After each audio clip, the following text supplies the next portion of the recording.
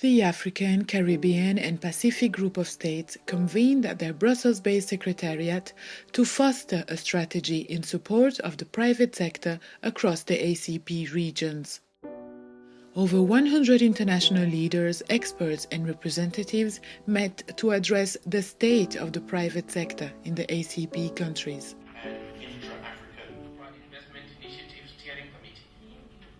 I think the key thing is now we've identified that there's a need to have an architecture for the private sector to engage in a systematic and constructive dialogue, both with the Commission and with the ACP Secretariat on a business strategy. We can work with private sector companies to develop their products, all right?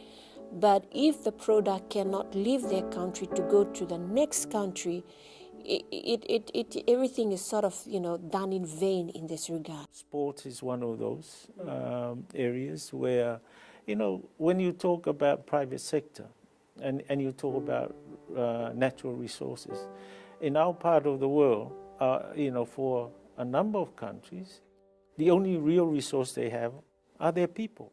A lot of the consulting work that is being done needs to be localized and taken back to the regions where these consulting is being done. We need the private sector in these countries to talk to each other more often and to share experiences. This reflection comes at a critical time when many question the relevance of the existing mechanism and call for a broader reassessment of the tools to be implemented to ensure coherence in boosting the private sector. Stipulates the kind of... One of the things that worries the ACP side was the question of whether the EIP is the most appropriate institution to manage those resources for us. Because, with the private sector development, you've got to take some risk, and we heard that today. Whereas the bank was mainly interested in, the profit, the bottom line in terms of, their resources. Secondly, we gave over about $600 million for the investment facility. The bank didn't have to go out in the international market and source that, so there is no cost to them. So our argument is, you shouldn't be charging, high interest rate.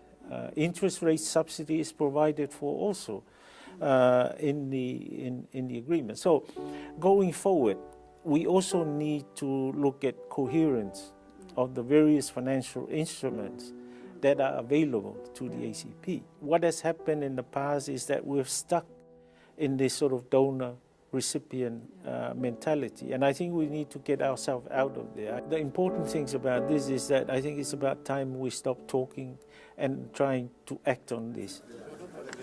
Intra-African trade currently holds a 5% share of the volume of Africa's business, lagging behind the intra-EU trade, which accounts for 82% of all commercial transactions in the EU.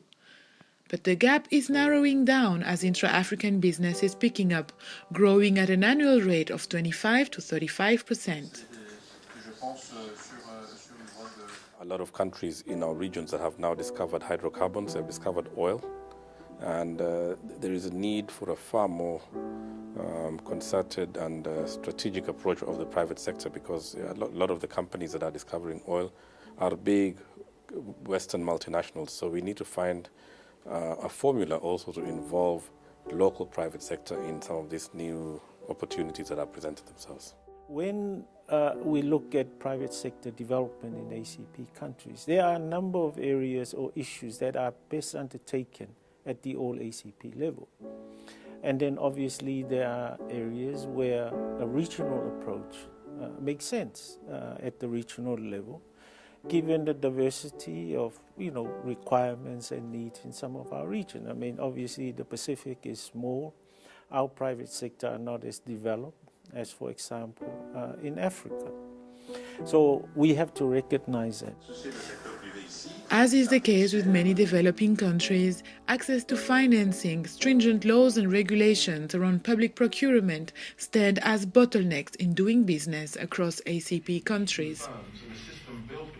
A lot of SMEs or projects or initiatives cannot fly for the simple reason that the conditions to access finance are not, let's say, accessible.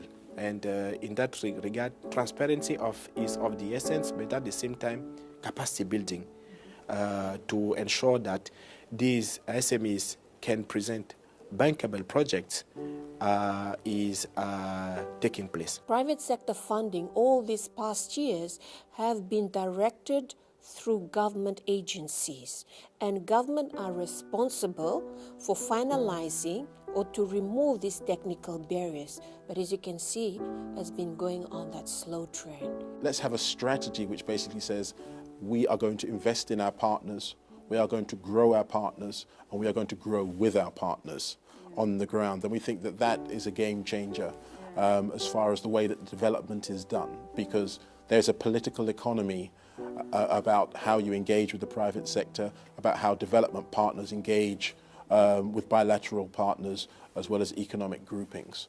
And this, I feel, is an opportunity that the EU and the ACP Secretariat should not miss. Any other meeting related with the ACP Private sector. The African, Caribbean and Pacific group of states are rising to the challenges, proving once more that where there is a will, there is a way.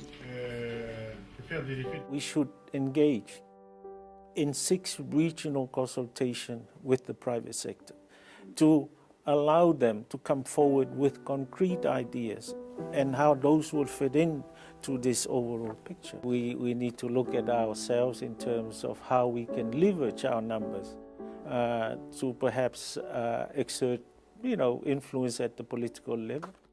The ACP can be, quite a powerful grouping. We have 80, and if you combine with the EU, that would be 108.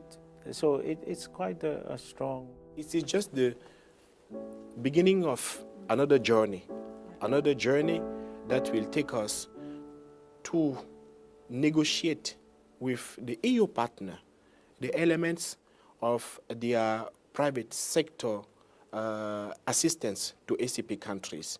But beyond the EU partner, we see these pillars as tools for reaching out other partners that may certainly be interested in investing in ACP countries.